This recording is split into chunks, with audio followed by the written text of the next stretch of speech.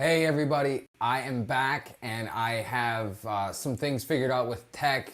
The screen's not being mirrored. I have not come up with a solution for sharing the screen as a whole, but I can share one of the casts from let's see here, from the actual writing, so you can actually see that. But when I do, let's see here. Lisa, I thought I had that figured out. Oh, there it is. Boom. Okay.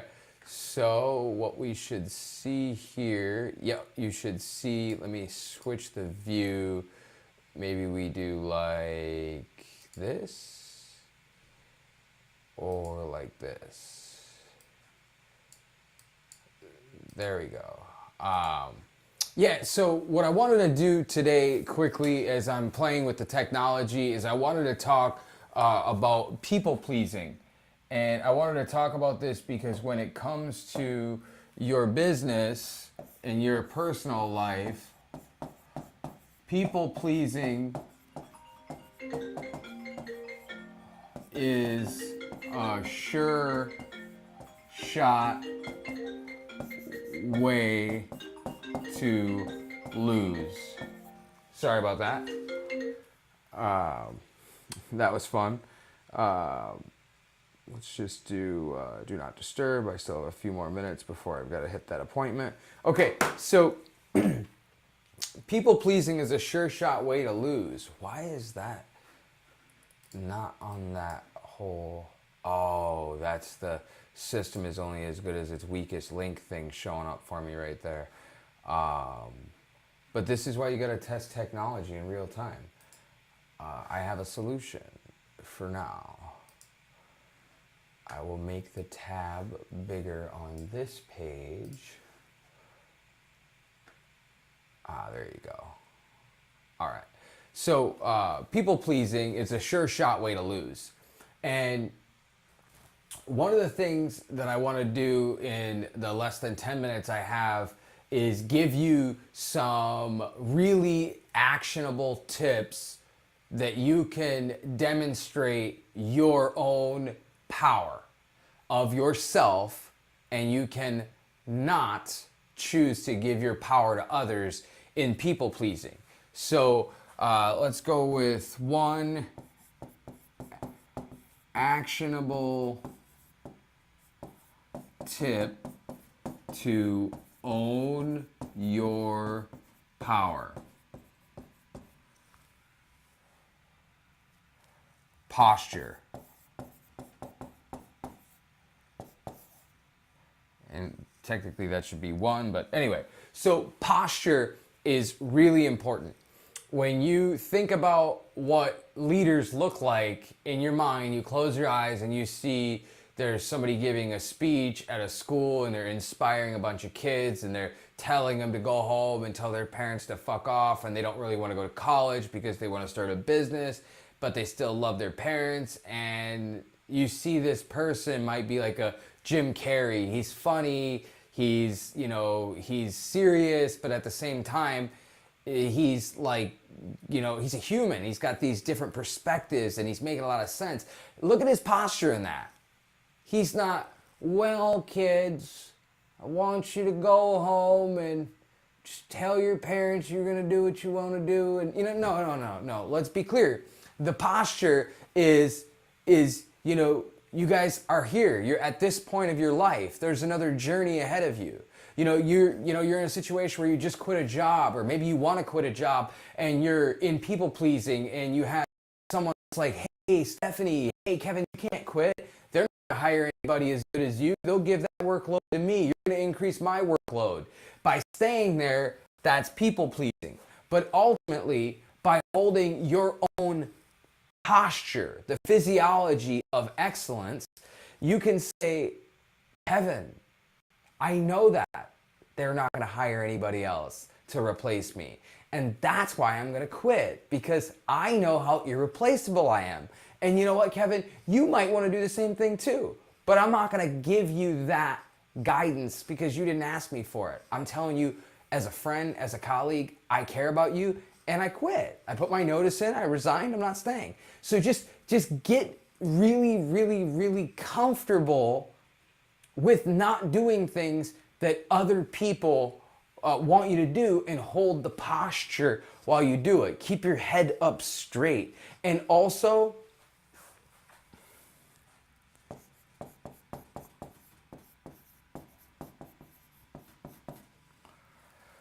let's go with eye contact. So eye contact is big because what this is it's literally like saying we're equal.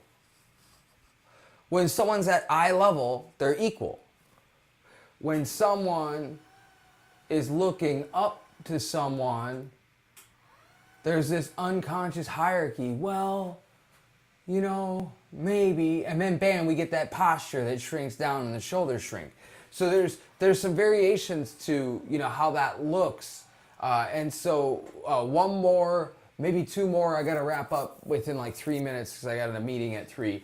So if we got eye contact and posture, I would say overall body language. So let's go with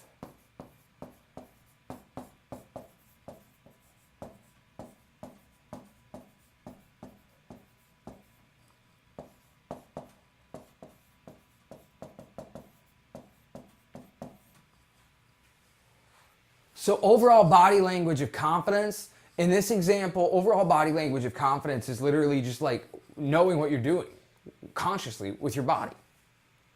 If you're trying to demonstrate your disagreement with people-pleasing behavior, no, I'm not going to do that, is a lot more believable when your hands are not in your pocket.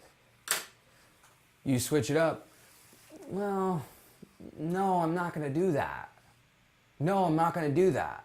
Your hands are in your pocket. Now, you can't see it, but even though you couldn't see my hands in my pocket, you could still, I think I can get the desk that low. There should be no other obstructions. You could still see the shift in my posture, because it's literally like, well, no, maybe, you know. And so the overall body language is hands in your pocket. That can be a sign of kind of hiding. For women, if you have longer hair and you let your hair cover your face, like around your eyes where you can't be seen very much, that is something around the overall language of confidence for body language that I recommend. Just kind of brushing your hair off, you know, to the side there. I've never had long hair that actually could do that. It's just growing out this way. But when you have it covering your face, it's kind of, it goes into placating, which is something, another word that I don't have time to get into today, which I would love to. Maybe I'll do it later today. And then also, let's see here. I got 3 minutes before I got to be out there, so I need at least 2 minutes to water and breathe. So let's do one more. So if I've got posture and eye contact and overall body language is just, it's not leaning. You're standing upright. You're giving this message of.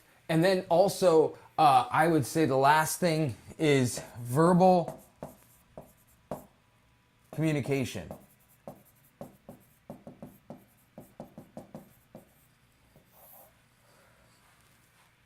So verbal communication is important because when you could speak clearly and concise, you're going to be taken with a higher level of sincerity. And when you're working in a employment setting, especially the small family-owned businesses, they tend to, you know, run with a lot of guilt. They tend to, you know, hold things against people that typically don't fly in a bigger corporate setting because of the scale and size of the company and what HR has to do for an investigation. It's not, you know, Steve's cousin, Bob's nephew's daughter's son, you know, that you go to down in HR and tell them what one of their cousins did, or their distant family friend or close family friend. It's much different than that. So even though, you know, at that scale, you know, you might not be able to go to corporate or go to HR, you could still, you know, you could still hold your ground and say, you know, in reality, I've worked here, I've done these things, and these are my duties. And as much as I want to do what you're asking, I have to put myself first, and that's outside of my boundary. And so you speak in language that's not necessarily defensive or combative, yet it's direct. And so being really aware that defensive and combative language can be misconstrued with being direct, and being direct can be construed with being defensive and combative. So I'll give you this real quickly and then I gotta go.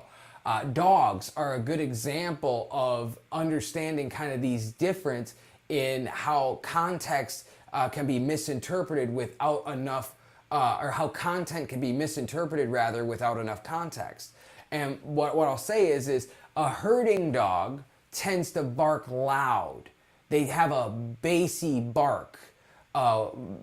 German Shepherds, Australian Shepherds, even like when you go into like your Huskies, Wolf mixes, those kinds of things, they have a loud bark as well. Now these dogs also play very rough. These dogs slam into each other. These dogs are very vocal. They bark at each other and they use their backside, their butt to move other dogs around. Now, in many settings, inexperienced dog owners will perceive this to be aggression because they don't understand the content or the context. And this is how we can translate some of the problems that humans tend to have as well, because they don't understand that in this setting, this behavior is absolutely acceptable and normal. And in this setting, this behavior is absolutely unacceptable. And then there are those behaviors that are just not acceptable anywhere. But I gotta go. I was a little vague with that last piece at the end. A lot of this little quick video today was more of just dialing in tech and getting on here to be consistent. I love doing these videos. I love teaching people. It's my passion to help people learn how to think for themselves. I was born into a family of adversity. I was born into a family of challenging upbringing where people were very verbally abusive in ways that if you didn't know how to defend yourself with communication and speaking, you were not winning. And so I learned how to communicate and speak highly, very effective in a way that was beyond what my family could even comprehend. So I could remember things and do things to keep myself in better situations, both in my family and in business and other things like that. So I gotta run. Have an amazing day, everybody. I'll do another video later with more time and a little bit more structure to it. Thanks for your time. Have an amazing day.